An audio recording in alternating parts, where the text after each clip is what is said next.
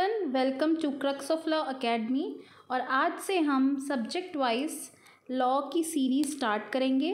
पहला जो हम स्टार्ट कर रहे हैं वो हिंदू लॉ स्टार्ट कर रहे हैं। मैं आपको बता दूं, हम हिंदू लॉ भी स्टार्ट करेंगे, एक एक लेके चलेंगे सब्जेक्ट।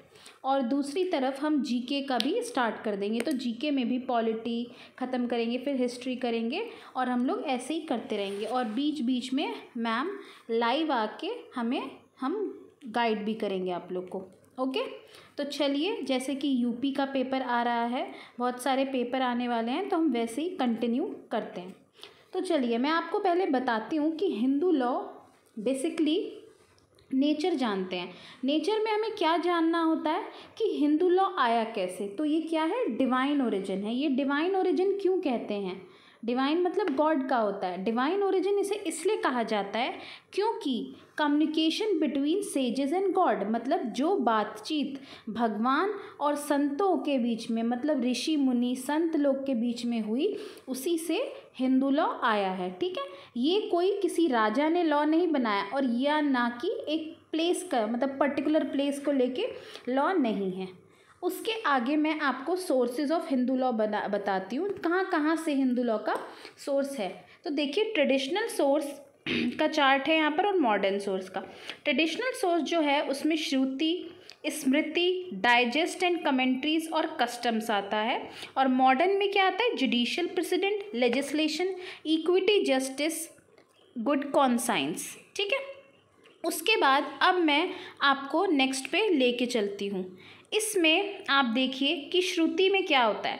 श्रुति का मतलब होता है, श्रु मतलब होता है, SRU का मतलब होता है कि जो सुना गया है। ठीक है, तो जो कुछ भी संतों ने, मतलब सेजेस मतलब संत, उन्होंने भगवान से सुना है ना, वो क्या है, श्रुति। और जो उन्हें क्या है, याद रह गया है, वो क्या होता है, स्मृति।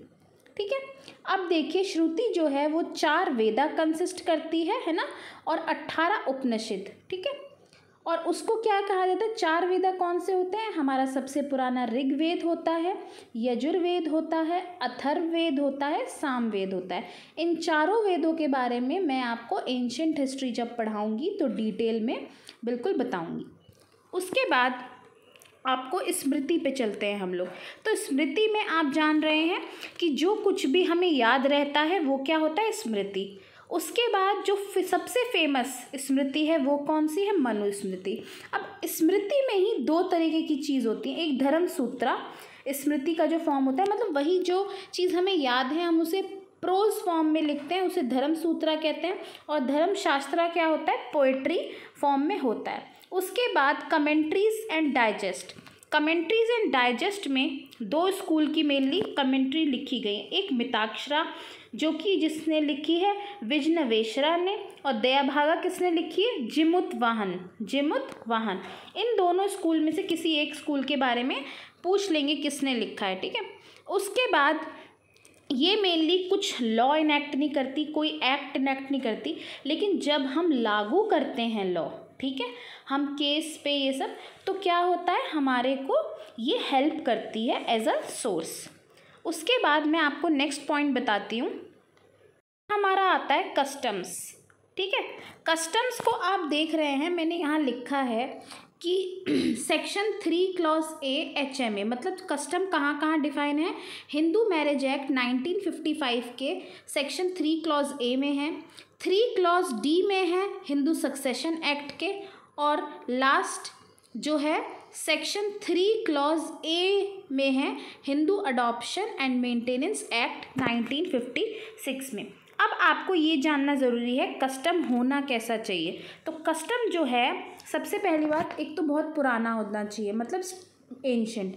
उसके बाद वो स्टेबल होना चाहिए कि लागू हो सके। स्टेबिलिटी होगी किसी चीज़ में तभी तो वर्क इन प्रोग्रेस होगा, और इन प्रोग्रेस रहना चाहिए, उसका मतलब कंटिन्यूअस रहना चाहिए। और इतना क्लियर एंड क्रिस्टल होना चाहिए उसका मीनिंग, कोई एम्बिग्यूअस मतलब इतना स्पष्ट होना चाहिए कि सबको समझ आए और वो अप्लाई हो सके। उसके बाद वो रीज़नेबल भी होना चाहिए कि कोई उसे अपोज ना कर सके। इमोरल नहीं होना चाहिए, मतलब इमोरल अगर होगा तो वो तो रॉन्ग होता ही है, आप सबको पता है। और अपोज टू पब्लिक पॉलिसी नहीं होना चाहिए, पब्लिक के अगेंस्ट नहीं होना चाहिए। क्यों? क्योंकि हम लॉ किसके लिए करते हैं, ये सब जो भी यूज़ कर रहे हैं वो पब्लिक के लिए तो कर रहे हैं, और उनके ही अगेंस्ट कर देंगे तो सही तो नहीं रहेगा। और not oppose to any law, और आप जानते हैं लॉ के अगेंस्ट कुछ भी हुआ तो वो रॉन्ग हो जाता है। दूसरी बात, आप जानते हैं कस्टम हमेशा प्रिवेल करता है, ठीक है। उसका सेक्शन कौन सा है, जो हमारा सेक्शन 29 है, किसका, HMA हिंदू मैरिज एक्ट का, वो क्या बोलता है, डॉक्ट्राइन ऑफ एक्टम वैलिड के बारे में बताता है। मतलब ये कहते हैं अगर आप 100 किताबें लिख दें, 100 टेक्स्ट भी लिख दें, तब भी 100 फैक्ट्स लिख दें, तब भी कस्टम प्रिवेल ही करेगा। उसके बाद आप देखिए हर प्रसाद वर्सेस शिवदयाल वाला केस बहुत इंपॉर्टेंट है, जिसमें बताया गया है कस्टम एंशंट होना चाहिए, सर्टेन और रीजनेबल होना चाहिए। दूसरी बात, यहाँ पर एक और केस बताया है, लक्ष्मी वर्सेस भगवंत बुआ का 2013 का केस है। इसमें क्या कहा है, क्लियर एंड अनएम्बिग्यूअस होना चाहिए। उसके बाद नेक्स्ट पॉइंट जो आता है यहाँ पर वो है हमारा नेक्स्ट पॉइंट है जुडिशियल प्रेसिडेंट, ठीक है। जुडिशियल प्रेसिडेंट मतलब क्या होता है, जो पीछे वाले केसेस होते हैं, कौन से, जो पीछे के केसेस होते हैं, अगर हम उनका रेफरेंस लेते हैं, जैसे मान लीजिए लैंडमार्क जजमेंट का रेफरेंस लेते हैं, है ना। और लैंडमार्क जजमेंट की बात हुई है तो आपको एक चीज़ याद रहनी चाहिए कि लैंडमार्क जजमेंट होता है जो, वो कहाँ होता है, लैंडमार्क जजमेंट मेनली जो होता है वो कहाँ होता है, आपको ध्यान रखना चाहिए, वो विद इन आर्टिकल 141 के अंदर माना जाता है। जो चीज़, उसी को लैंडमार्क जजमेंट के अंदर, स्फेयर के अंदर माना जाता है, ठीक है। तो पीछे के जजमेंटों को लेके, रेफरेंस लेके आज के जजमेंट देना जुडिशियल प्रेसिडेंट हो गया, ठीक है। उसके बाद लेजिस्लेशन क्या है, मतलब कोई ऐसा डिसीजन आया जिससे लेजिस्लेशन में चेंज आया, जैसे कि सेक्शन 6 आया। सेक्शन 6 में क्या चेंज आया था हिंदू सक्सेशन एक्ट के, कि गर्ल्स को भी इक्वल राइट मिलेगा बर्थ से ही प्रॉपर्टी में, कौन से, मिताक्षरा स्कूल की। और ये केस कौन सा है, विनीता शर्मा वर्सेस राकेश शर्मा, 20 अगस्त 2020 का केस है। उसके बाद देखिए equity, justice and good conscience, ये टर्म जो है ये सदाबहार का टर्म है, मतलब कुछ नहीं रहता है तो ये तो ऑलवेज का है, क्योंकि जब कोई लॉ नहीं था तो इसी पे हम लोग चलते थे। उसके बाद मैं आपको नेक्स्ट करवाने जो जा रही हूँ वो है डिफरेंस बिटवीन मिताक्षरा एंड दया भागा। मिताक्षरा में क्या है कि जो राइट टू प्रॉपर्टी है वो जन्म से ही उनका राइट स्टार्ट हो जाता है, चाहे सन हो या डॉटर, ठीक है। डॉटर का कब से स्टार्ट हुआ, 2005 के अमेंडमेंट के बाद से। उसके बाद जो दया भागा है, इसमें कह रहे हैं कि जो राइट स्टार्ट होता है वो तभी स्टार्ट होता है जब डेथ हो जाती है। मान लीजिए अगर फादर की प्रॉपर्टी में राइट है तो फादर की डेथ हो जाएगी तब अराइज होगा। उसके बाद दूसरा पॉइंट मिताक्षरा में देखिए, father has restricted power of alienation, बंटवारे का रिस्ट्रिक्टेड राइट होता है, लेकिन यहाँ पर एब्सोल्यूट राइट होता है। उसके बाद तीसरा पॉइंट है यहाँ पर, सन जो है क्लेम कर सकता है पार्टीशन के लिए फादर के अगेंस्ट, लेकिन यहाँ पर दया भागा में ना ही पार्टीशन के लिए क्लेम कर सकता, ना ही मेंटेनेंस के लिए क्लेम कर सकता। उसके बाद जो है जॉइंट फैमिली जो है नहीं डिस्पोज कर सकती शेयर्स जब अनडिवाइडेड नहीं है, मतलब जब जॉइंट है तब नहीं कर सकती, लेकिन दया भागा में सीधे इसका उल्टा है। उसके बाद यहाँ पर क्या है कि प्रिंसिपल ऑफ इनहेरिटेंस किसमें, मिताक्षरा में, इस कंसेंग्यूनिटी, मतलब क्या है, इनहेरिटेंस जो प्रॉपर्टी होगी वो ब्लड रिलेशन में ही जाएगी, ये मिताक्षरा कहता है। और यहाँ पर क्या है, स्पिरिचुअल चीज़ें भी देखी जाती है, स्पिरिचुअल एफिकेसी भी देखी जाती है कि जा सकती है आगे भी। उसके बाद जो है यहाँ पर नेक्स्ट पॉइंट, कॉग्नेट्स कम आफ्टर एग्नेट्स। एग्नेट्स मतलब क्या होता है और कॉग्नेट्स मतलब क्या होता है, अब बताइए आप लोग, तो मुझे कमेंट सेक्शन में बताइएगा, और यहाँ पर मैं भी लिख रही हूँ, ठीक है। आप लोग भी लिखेंगे कि कमेंट सेक्शन में कि क्या होता है कॉग्नेट एग्नेट का मतलब, अपने पॉइंट रखेंगे, लेकिन मैं भी यहाँ पर बताती हूँ क्या लिखा है। कॉग्नेट कम्स आफ्टर एग्नेट्स मिताक्षरा में।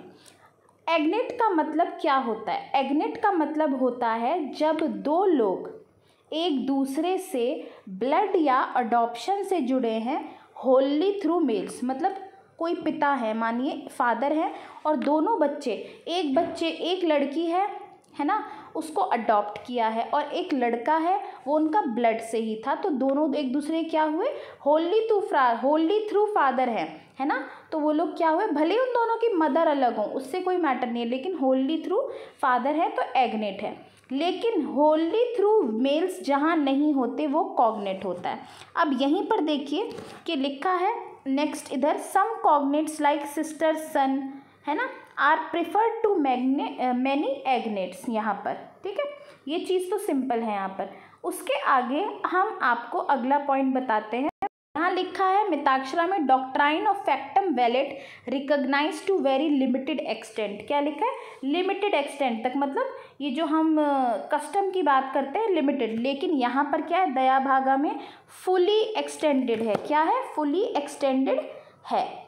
बाद मैं आपको एक चीज़ बता देती हूँ, ये जो दोनों स्कूल्स ऑफ हिंदू लॉ हैं, मिताक्षरा और दया भागा, मिताक्षरा जो है मेनली होल कंट्री में है, और जो दया भागा है वो कहाँ है, सिर्फ असम में है और बंगाल में, कहाँ है, असम और बंगाल में, बाकी पूरी कंट्री में क्या एप्लीकेबल होता है, मिताक्षरा। और हिंदू सक्सेशन एक्ट के सेक्शन 6 में भी मिताक्षरा की ही बात की गई है।